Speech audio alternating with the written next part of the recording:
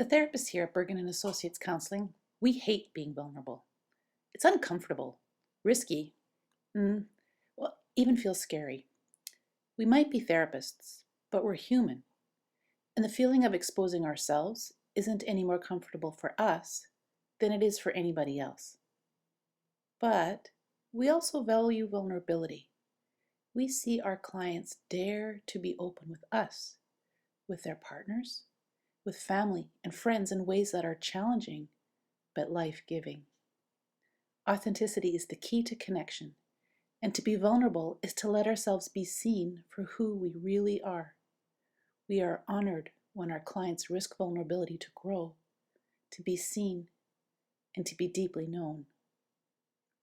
We know vulnerability is painfully difficult and infinitely worthwhile. On November 10th, 2012, I invited our team to gather as a group to paint pottery tiles with colors and shapes inspired by feelings such as anger, love, shame, fear, loneliness, and hope. It was a party that therapists privately dreaded. I was asking us to be vulnerable.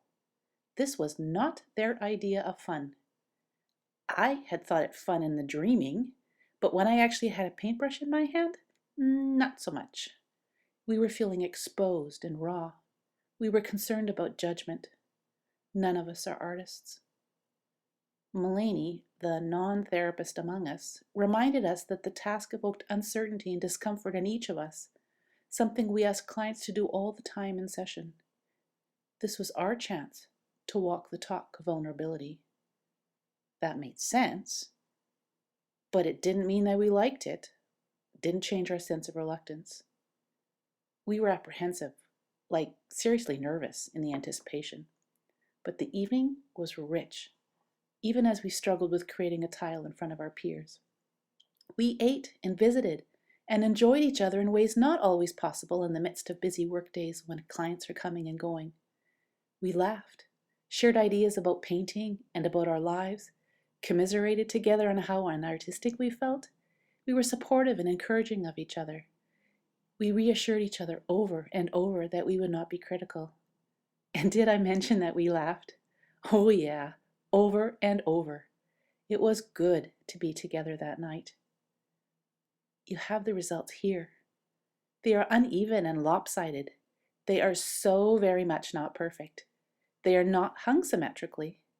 When we unwrapped the finished pieces one by one, we oohed and awed over each piece in wonder, and recalled again how very difficult it had been, and couldn't quite remember why it was so hard then, but it was. This lasting legacy to our vulnerability is on our waiting room wall. It reminds us of the risks that clients take when they are vulnerable with us. This wall reminds us and our clients how excruciating vulnerability is, and yet how exquisitely beautiful it can be also.